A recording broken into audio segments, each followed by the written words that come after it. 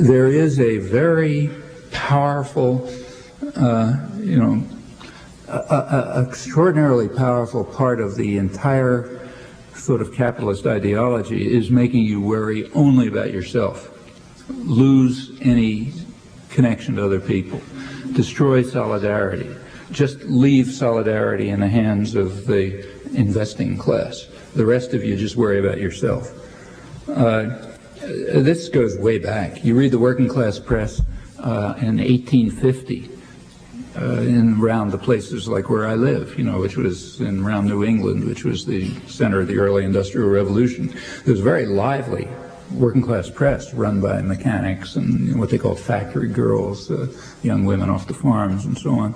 A very interesting reading, but one of the things that they were denouncing was exactly this tendency, what they called the new spirit of the age, gain wealth forgetting all but self, which they regarded as degrading and demeaning and destroying, their human values and so on, correctly. In fact, the labor movement throughout its whole history has been fighting against this. Work together, because we're all in it together and we want to help each other. That's a very different ethic. That's just a traditional ethic. It took modern capitalism to even question it. And I think that what questions it is very anti-human. Well, that shows up in connection with the schools. It comes down to the question, do I care whether the kids down the street get an education? Well, I think we should. I think we should care that but notice, that means public education. In fact, I think that's the major motive for public education. It's like public health. It's like a public health system. Do I care that the kids down the street have sewage? Okay, well, same question. Why not just me? I should have sewage, and they should have a hole out in the backyard. Well, that's a question of what kind of a world you want to live in. Do you want to live in a world where people care for each other, care about each other? I think I think we ought to live for that kind of a world. But then that some form of community education, whatever you call it, is part of that. It means that children ought to have the best opportunities they can have and the best chance for developing their own powers that they can get, whether they're my kids or somebody else's kids. And the whole move towards vouchers and privatization and so on is, as far as I can see, like trying to privatize healthcare, which says, well, who cares if they're healthy down there as long as I'm rich enough to buy healthcare for myself. I think it's a very dangerous tendency. So are you saying you support public education? Do I support it? It's good I think it's good as in it's socialized, but it's the same as with Medicare. It's like you're given their choice, like public education. Choice? You have to go to this school and learn these things. I totally. Well, that's different. Yeah, but that's look. You could ask the same about Medicare. You should be able to make a choice. What kind of a choice? Each individual. Yeah. So a community system or a public system should have plenty of choices. Like I send my daughter to an alternative school, and I have to pay $200 a month because it doesn't get funded, and I think I should be able to choose what kind of school I send it to. Yeah. And it's the same with healthcare. I can get healthcare covered if I go to a medical doctor, but if I go to a naturopathic doctor, the visit gets covered, but my reserves or anything. So it's like, okay, well, we have this socialized education and socialized healthcare, but only if we pick what we want. But that's what a democratic society and a free society of cooperating people ought to allow options. If you're only given the choice of everybody's kids go to a factory called a school, or else I make choices for them, well, that's not a very good set of choices. But I think we ought to be working for a public education system that that really does provide opportunities and options and freedom and so on, up to some limit. You can't. The limit has to be determined by a community. Incidentally, one of my kids I ended up sending to a private school too, though I'm not in favor of it. Just because. She doesn't go to a private school. It's like a no curriculum, child-run. Yeah. Well, one of my daughters actually ended up going to a friend's school. which is about as close to that as you can get in the Boston area. But that was for, I wasn't happy about it, but for various reasons, given the options within the public school system, we just felt we had to do it. So I'm not saying that these are easy personal choices. Given bad options, they're not, and the same is true of health. I know that if one of my kids, let's say, really needed expensive health care and you couldn't get it through the public system, I'd find a way to pay for it myself, though I don't think that ought to happen. Well, it's because we're given a set of bad choices. So within the set of bad choices, I think the thing to do is try to make them better, not eliminate the good things because some aspects of the good things aren't working. I mean, in a way, it's like, anything you point to is going to be like that. Every institution that exists is distorted by concentration of power and many other things. Fine, so you try to overcome those distorting effects, but you don't throw away whatever is useful about institutions. You say something about the labor movement. I mean, the labor movement, I think, has been over the years, has been a major force in democratization and improving people's lives and so on and so forth. On the other hand, it's crooked as hell, all involved with gangsters and so on and so forth. Well, okay, so instead of saying, okay, let's throw out the labor movement, what you say is let's get rid of that aspect of it, make it more responsive to workers. There's been a lot of... Yeah, okay, wait a minute, but I think, I think it's better to keep to the mic. Yeah. Sorry, I didn't mean to cut off the previous speaker. I have a question. There's been a lot of discussion lately about the fact that corporate profits have been rising, while at the same time layoffs of employees have been going up as well. And recently the Secretary of Labor in the U.S. and the Minister of Industry in Canada have both made, fairly tepid comments about the conduct of corporations laying off workers when their profits are skyrocketing. And I just want to hear your comments on that. Well, first of all, layoffs is the least of it. I mean, for about 20 years now, wages in the United States, again, I only know the detailed figures for the United States and Europe. I don't know them for Canada. But in the United States, at least, let me talk about that. I don't think it's much different here. Around the early 70s, wages started to real income started to stagnate. And by around 1980, it started to decline.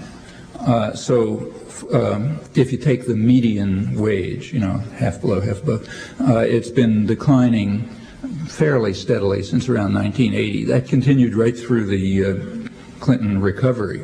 The Clinton years, the recovery was, in fact, the growth was faster than during the Reagan years, but it was unprecedented in that wages kept going down. So I think something like, if I remember, 95% or so of families, some very high number, lost family income from 1989, when the recession started, through 1993, which is after the recovery, and it's the last year for which we have figures, and it's probably still going down.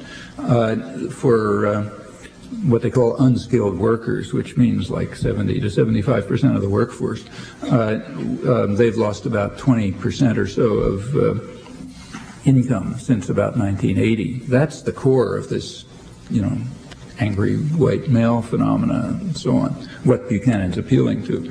For college graduates, wages started going down around 1987 after the full effect of the Reaganite social changes hit, and they're still going down. So layoffs is one aspect of it, but the other aspect is just a general collapse, a general attack on working people across a very broad spectrum. And at the same time, corporate profits are just breaking all records. If you read Fortune and Business Week and so on, they can't even find the adjectives anymore to describe how stupendous and dazzling and so on it is. Last year, Fortune magazine, the big business magazine, every May has an issue devoted to the Fortune 500, the top 500 corporations. And the one last May was really pretty pretty impressive. I mean, they couldn't get over how fantastic it was. Fourth straight year of double-digit profit growth, 54% profit growth last year. They expect it to continue after 4 years of it. So the country is just flooded with capital. It's not lean and mean or anything like that. Absolutely flooded with capital, more and more narrowly concentrated, while for most of the population it's either stagnation or decline. Well, layoffs is one aspect of that happens to be hitting the newspapers now, but it's a pretty small aspect of the whole picture. Well, that's, these are the results of very definite social policy back starting in the early 70s. Pretty powerful new weapons were placed into the hands of private tyrannies, what we call private business, which are just big totalitarian institutions, basically unaccountable ones, and they got a lot of new weapons to beat people over the head with. And the main one being the huge explosion of financial markets, which has just been extraordinary in scale. And that's had an enormous effect. I mean, I'll give you some of the numbers if you like. They're really mind-boggling. The effects were already understood by the late 70s, pretty well understood, that this was going to drive down growth rates, concentrate wealth, lead to a kind of low-wage, low-growth, high-profit equilibrium. But that's only part of it. Another aspect of it is that there is now tremendous pressure from financial markets, big money managers, who have huge amounts of capital in their hands and can move it around very fast. One effect of contemporary telecommunications is you can take, say, the whole New York banking system and put it in Tokyo every day, so you can use the financial markets over there and make a little more money, and then use them over here and make a little more money. I mean, that's why you have it takes the MIT, science engineering school. There are corporate recruiters that come around every, May, June to try to pick up the smart guys in the science and engineering, the PhDs. Last year, 25% of them were from Wall Street, corporate recruiters. They were going after math and physics PhDs. These guys don't know anything about Wall Street, but they're smart guys who know how to work out complicated scams that'll enable you to get a tiny bit more profit by, some intricate device in speculative markets. That's having a huge effect on the international economy and the domestic economy. For example, it's forcing corporations to move toward, say, a manager, a guy who's doing the actual, the guys in a management position in a corporation, let's say the CEO or the guys on the board of directors. It's forcing them to look for very short-term profit, because if they don't go for very short-term profit, there's going to be a rapid exit of capital to somewhere else which is getting short-term profit. And that's having I don't think anybody's worked it out yet, but there's a general assessment that this is having a very harmful effect on the economy altogether, just as the rapid transfer of the enormous growth of capital that's used for speculation against currencies is also having a tremendous effect. It moves towards, it attacks any country, even a big country like the United States that tried to introduce stimulative measures. Capital would flow out of it really fast. Because this capital does not want growth. What they want is stable currencies, and growth can threaten stable currencies. So they want low growth, stable currencies, no inflation, tremendous profits, and wages going down. And at home, you're getting pressures against, private enterprise never does much long-term planning, but whatever there is, there's pressure against it. Because you want to make sure that you have high profits the next quarter, or else you're going to lose the capital that can move around very fast now. So these things are having big effects, and they started around the early 70s and have been expanding ever since. And there are others, what they call globalization, there's been a considerable escalation of transnationals and so on and so forth, and in different ways than in the past. They're doing different things than they used to do. They've always been around. All of these are putting very powerful weapons into the hands of private power, and they're using it to try to unravel the social contract. that has been established after lots of struggle. Big attack on labor, incidentally, is part of it. So in the United States, as you know, unionization has gone way down, but it isn't, a large part of that is, I mean, I don't like the term conspiracy, and I don't use it much, but this is real conspiracy. There was a state corporate conspiracy in the 80s, very blatant state corporate conspiracy to destroy unions. Now, corporations have always wanted to destroy unions, but state power in the 80s essentially authorized it, and pretty openly. The only place where I've seen really good reviews of this is in the business press, which are very frank about it. Business Week, for example, had very good stories about it. How the government basically told the private sector from the early 80s, they're simply not going to enforce the laws. So do what you like, you know. And in fact, the number of illegal firings of organizers shot up. I think it went up by like a factor of 6 or something. Corporations were told that OSHA, the Safety and Health, or Office of Safety and Health, something or other, you know, the government office that looks after safety and health standards, would simply not enforce standards. And in fact, the number of days, the number of working days lost to injury went up by about 50% very quickly. And that's across the board. Illegal firings, the use of, it has been technically legal in the United States since the late 30s to use permanent replacement workers. The United States may be one of the few industrial countries where this is even on the books, but it's after the Wagner Act was passed in 1935, which for the first time gave workers the right to organize that they had in just about every other industrial country. The Supreme Court very quickly undercut it within a few years and technically allowed the right to hire permanent replacement workers, which is much worse than scabs, notice.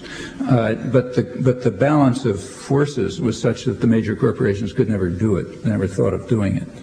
Well, by the late 80s, they started thinking of doing it. And the first big manufacturing corporation to do it was Caterpillar.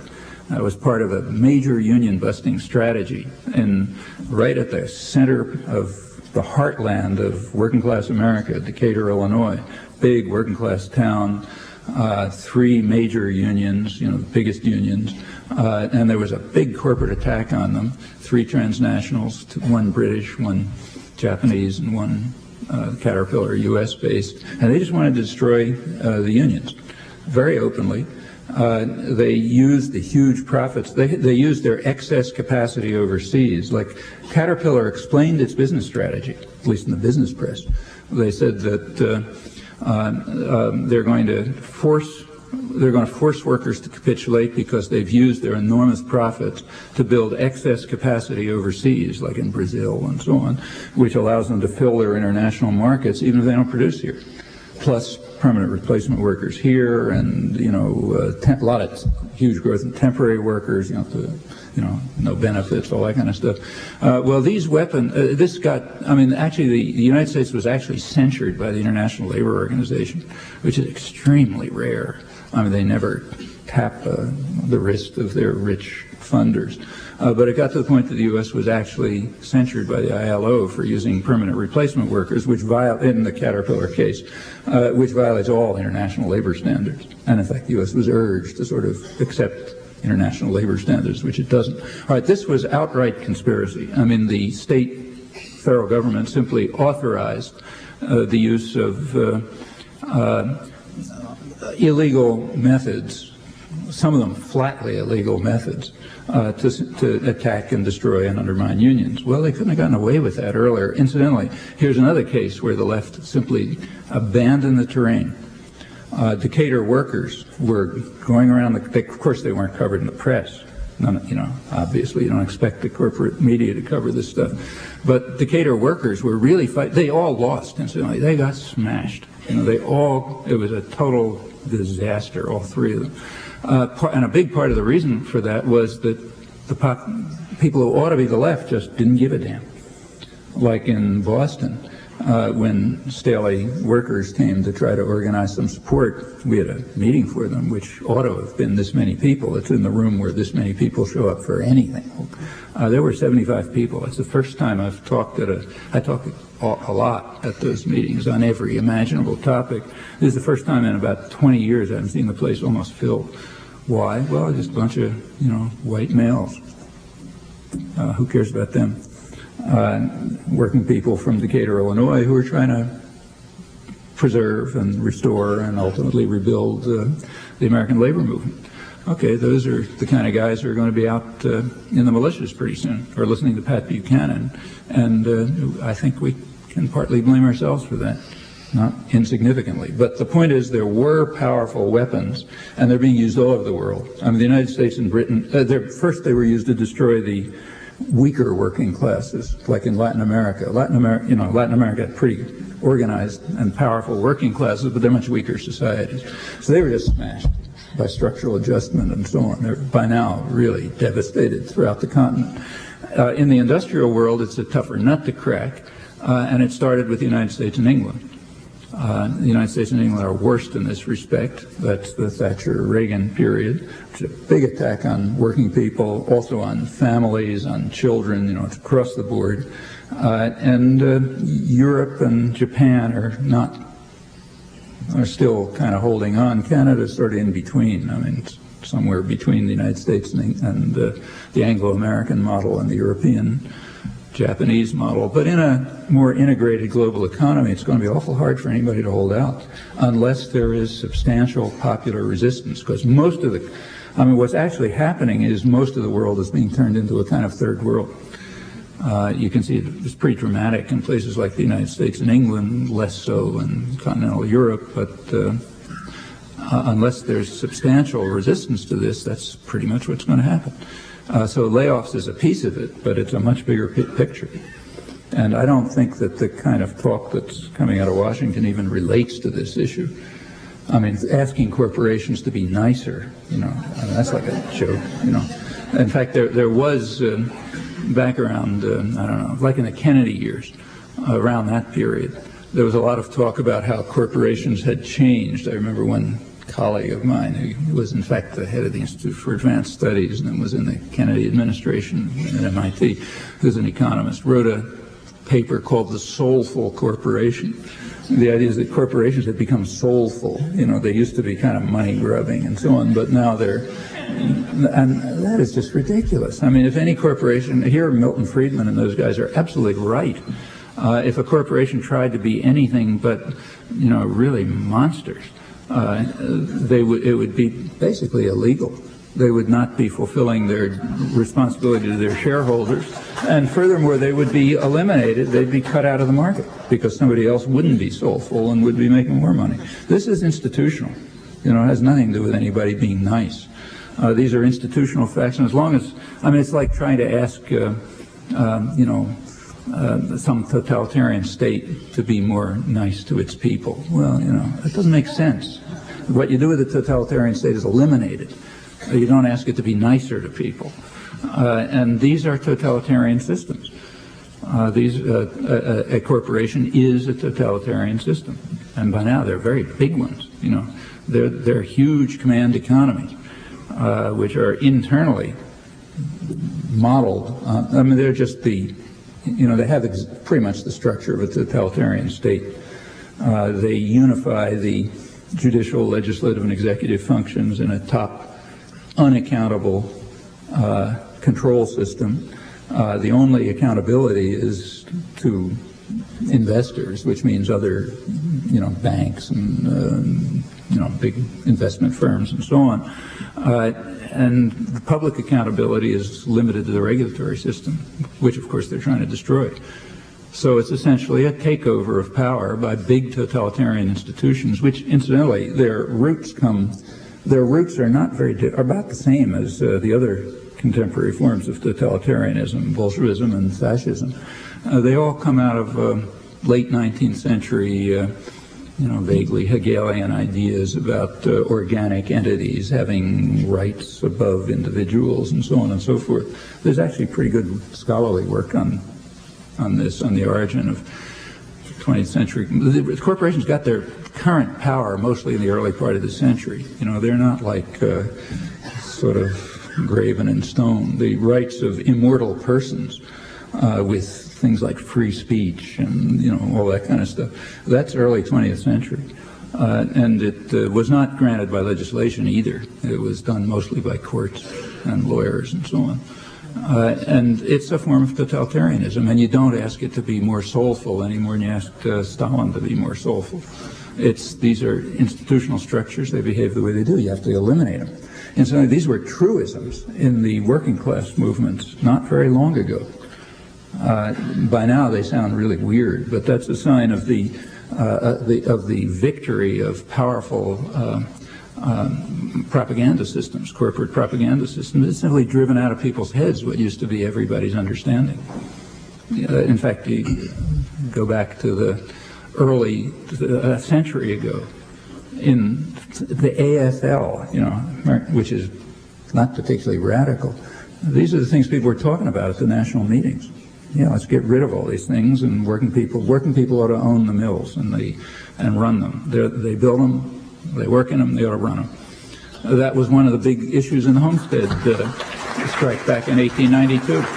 You know, well, you know, if it's been beaten out of people's heads, that's our problem. We ought to get it back in people's heads. It's not very strange. It's sort of natural and automatic, just like opposition to any other form of totalitarianism. And playing games about they should be nicer to people, that doesn't mean anything. Yeah, sure, if you can sort of impose by force, if you can use federal, say OSHA, if you can impose health and safety standards on them, fine, that's better than not having those standards, but there should be no illusions. That's like forcing a totalitarian state because of some countervailing force to act nicer. Okay, maybe you can do it, but that's not the answer. No. Oh, okay, yeah. I consider myself to be a Machiavellian. Excuse me. Your use of the word totalitarian is a boo term, and I'm not afraid. It is, Martin, no, that's Martin meant Kitchen as a up in descriptive term. Martin Kitchen, who wrote a book on fascism, calls it a boo term. Who? Martin Kitchen up at SFU. He wrote a book on fascism.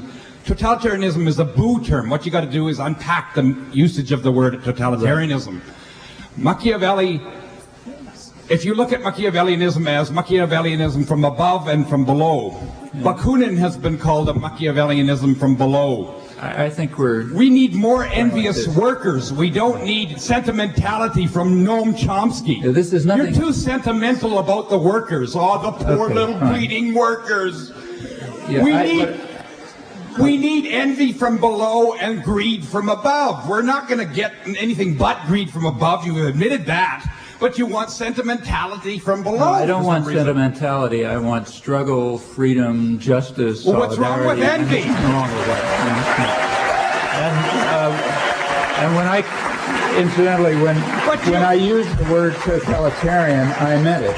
It's true I didn't say much about it, but when I was talking about centralizing the legislative, executive, and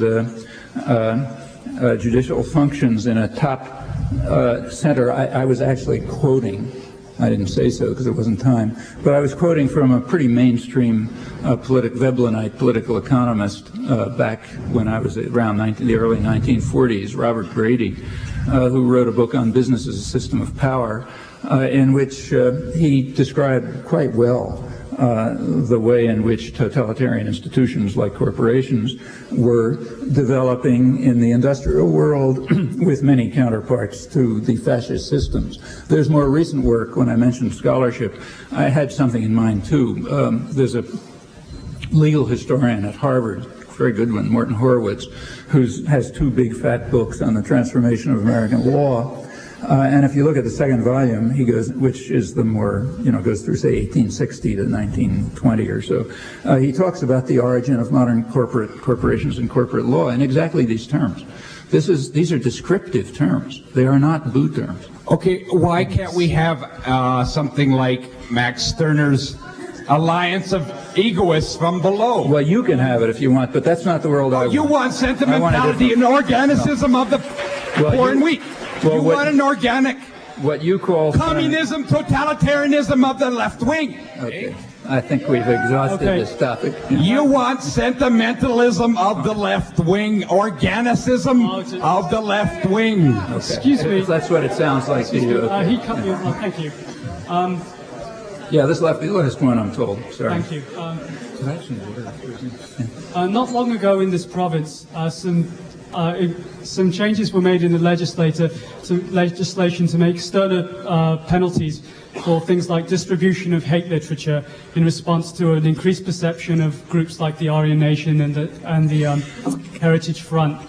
And while it's definitely important to preserve free speech, freedom of speech, it is also clear that the increased activity of such groups also needs to be addressed as well. And I'm wondering what thoughts you might have about what means could be done so apart from trying to make stricter penalties for distribution of hate literature. Well, I'm against it. I don't think the state should have the power to decide what people think and say. Right. I don't want the state to have that power. And I think it's bad to have people running around with hate literature, but the way to do it is not to give power to some more dangerous entity like the state. What you have to do is meet them on, get to the people that they're reaching. Right. They are reaching people who are susceptible to this literature. Why? Well, for reasons of the kind I mentioned. Let's take the people who have been subjected to the social policies that we all know and which we just alluded to. Yeah, they're going to be frightened, angry. They're going to search for somebody to blame it on. They're going to be easy targets for hate literature, just as they were under the Nazis. Well, the way to deal with that was not to outlaw Mein Kampf. That wouldn't have changed a thing. It was to deal with the sources in the society for what Hitler was appealing to. And the same is true here. Incidentally, if you're worried about talk that harms people, picking out hate literature is a very odd choice. Yes, that harms people, but free market ideology harms them way more. If you want to know people who are really suffering, who's really suffering from the kind of IMF fundamentalism, which is mostly phony, but it's true that it's a dominant ideology, at least among elites. Well, go to, Africa or Latin America or poor slums in the United States, and you'll find people suffering, mostly women, incidentally, and suffering miserably, like mortality rates for women and infants have gone way up. Okay, hate literature hasn't done that. If you're worried about harming people, there are much more obvious candidates. And the answer to this is not to have the state powerful enough to stop people from talking about this stuff. That's not the answer.